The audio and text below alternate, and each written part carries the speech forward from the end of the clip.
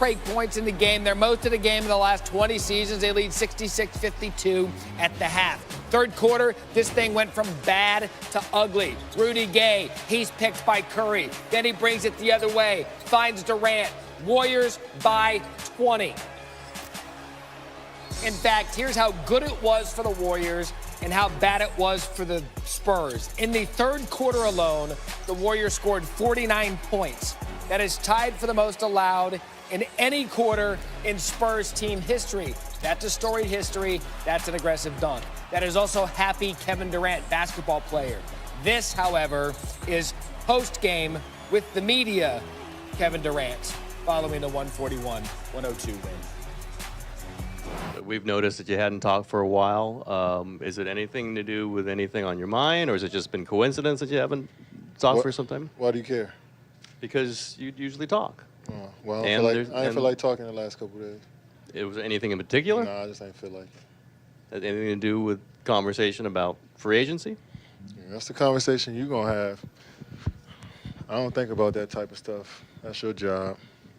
I have nothing to do with the Knicks. I don't know who traded Porzingis. They got nothing to do with me. I'm trying to play basketball. Y'all come here every day, ask me about free agency, ask my teammates, my coaches. You rile up the fans about it. Let us play basketball. That's all I'm saying. And now when I don't want to talk to y'all, it's a problem with me. Come on, man. Grow up. Grow up. Yeah, you, grow up. Come on, bro. I come in and go to work every day. I don't cause no problems. I play the right way, or I try to play the right way. I try to be the best player I can be every possession. What's the problem? What am I doing to y'all? I just don't trust none of y'all. Every time I say something, it's get twisted up and thrown out in so many different publications, try to tear me down with my words that I say. So when I don't say nothing, it's a problem. I just want to play ball. I want to go to the gym and go home. That's all. Is that a problem? All right, then. How are you playing? How's the team playing in the last couple weeks? I'm done. You know you don't care about that. I just asked you. Have a good night. I'm sorry, who needs to grow up? I kind of need... Is he looking in the mirror? I wish I had a two-shot with you to speak to America about that. I have things to say, but that's not our job. Kevin Durant might not want to talk about it, but he's one of a number of star players who have a chance to hit free agency this offseason. You've got Durant, Kawhi, Kyrie, Clay, Kemba, a lot of Ks, all all-stars from this season who, Nicole, can potentially hit the market. Can we talk about James Harden? Because that actually will make me feel better. And he's still streaking, not in the quad, though. Rockets taking on the Kings early in the first. Step back. Seen that a few million times. It was a wee bit hot early. There's another one. 12 points in the first quarter for James Harden. Rockets were up 15 in the second, so this got away from them quickly. Harden, corner. Does he call bank? I don't know, doesn't matter. He called bank on the foul. Turns that into a 4-point play. Mike D'Antoni was like, they set the tone early. Well, here's why. Because on the very next possession after the 4-point play, screen, another three, and Harden has 4 threes for the half. Later in the second, Rockets now up 26. Clearly defense was optional or just completely misguided. Why do you put 5 on Chris Paul and leave James Harden with his 253s so far this season wide open? That's another one. 5 threes at the half. And then next possession, 6th three-point attempt. 6 good on 7 attempts. 25 points in the first half, 6 threes, tied for the most by Harden in a half in his career. Rockets now up 31 in the third. Another 3. Why not? So now he's at 28. And then the very next possession, he goes for his 8th 3 of the game. It's good. 31 points for Harden. Fun fact, 28 straight games of 30-plus points for Harden. More on that in a second. Rockets were only up 25 points in the fourth quarter, and things got a little chippy. Harden's still playing. Why? Fouled by Frank Mason, and then watch the reaction. He throws the ball at Mason's feet. Yes. I'm going to throw my ball at you. Come on, guys. Break it up. Break it up. Mason did hit Harden kind of in the face. Did he hit his face or his beard? I think it was the beard, but the beard's attached to the face, so therefore we're going to call it facial region. Possessions, what? 9/10. Hence the law. Harden got teed up. Chris Paul had 15 points. Eric Gordon was back. Rockets led by as many as 37. Harden said, we're kind of catching momentum. It's the third straight win for the Rockets, 127-101, and it does continue. Harden is now at 28 straight games with 30 points. That's the third longest streak in NBA history. His current average over those 28 games is north of 41 points per. It is helped by those consecutive 55-ish point games a few weeks ago. Next up, Rockets Thunder Saturday night. You can see it on ABC. Your Anthony Davis update. Practice Wednesday with the Pelicans, but sat out the game against the Bulls. The Brow has been nursing a finger injury for the last 2 weeks. The Pelicans brass still holding out on trading their star center while actually holding him out. Head coach Alvin Gentry said he will not play until Davis, until after the trade deadline if he is still on the team. For that trade deadline, 3 p.m. Eastern. Hello, Woj. You guys, good morning. Hi. Good morning to you. He's been working all day and all night. He's here first thing in the morning to tell us this. Where do we stand between the Lakers, AD, and everything else? Well, Lakers and Pelicans, there's been no communication here the last 48 hours. New Orleans has not responded to the Lakers' most recent offer. The Lakers upped their offer, added more young players into their deal. They've offered 2 first-round picks, and this potentially would be a pretty big, complicated deal. There'd be a lot of moving parts, protections on draft picks, and the longer you go without talking, these are hard to put together quickly. So the Lakers' hope of finding a pathway to a deal for Anthony Davis, has really waned the last couple of days. The Lakers have made calls on other deals. They checked in on Trevor Ariza in Washington to see if there was a way to get at him. Washington wants to keep him, re-sign him.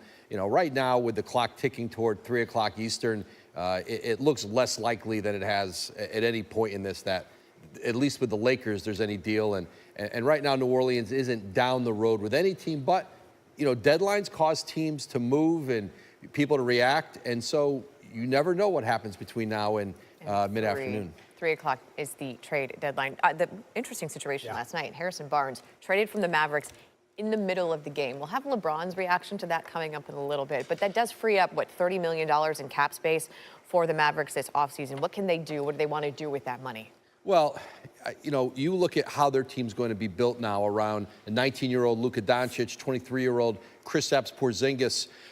They may not be in the market for one of the elite free agents. They haven't shown in Dallas that they can recruit that kind of player. You go back through the years, toward the end of their career, they've missed on a lot.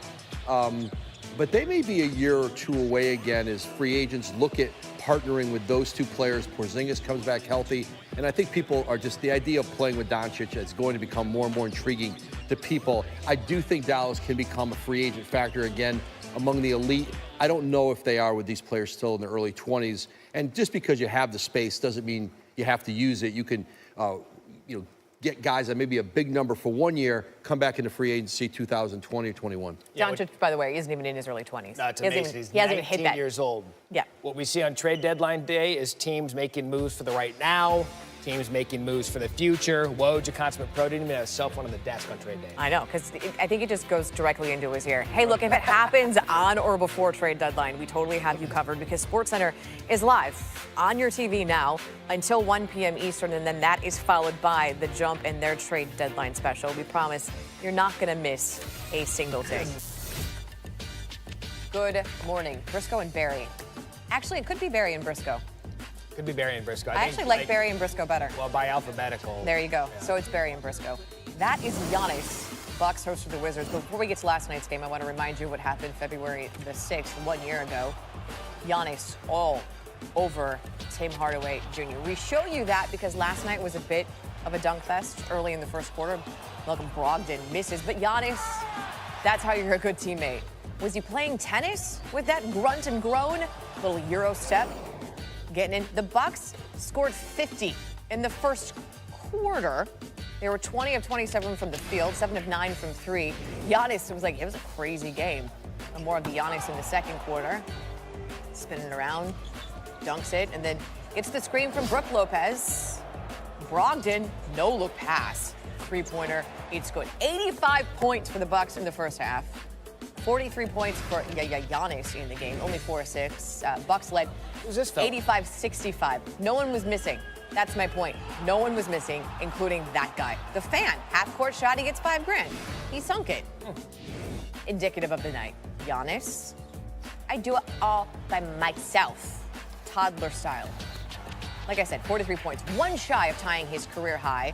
Defense was clearly optional in this one. Coach Bud said it was like watching an ABA game. First team with 40 wins this season. You're looking at them. The Bucks 148-129. The final. The Bucks dunked 16 times last night as a team. It was the most dunkalicious game in the last 20 seasons. Yeah, I said it. It's also tied for the second most by a team in the last 2 decades. Giannis basically lived at the rim. He made 14 field goals in that restricted area. It's the 5th time he's had more than a dozen buckets at the rim this season. The rest of the NBA, as in all of the NBA, has 1.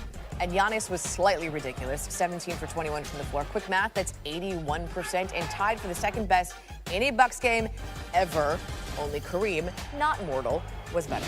I'm not saying Hornets Mavs on paper wasn't interesting, but there was stuff interesting within this game that made it more interesting. Luka always good. Lobs it up in transition, blocks Kemba Walker, finds Tim Hardaway Jr. He's got skills. Mavs up 1. Then Doncic. He had it all going. More on that in a minute. Mavs up 6, but here's where it gets bizarre. Harrison Barnes. This is just a Harrison Barnes layup to the left, right? Looks good off the glass. But that would be his last bucket because he was reportedly traded to the Kings mid-game. Here's Rick Carlisle. Look, this is madness, right now, this week, it's just, it's a zoo, but that's part of the real compelling aspect of our league. I mean, the trade deadline goes through tomorrow afternoon, so, hang on to your you-know-what. I mean, it's going to, there's probably going to be more madness going on around the league. I think he meant hang on to your Doncic.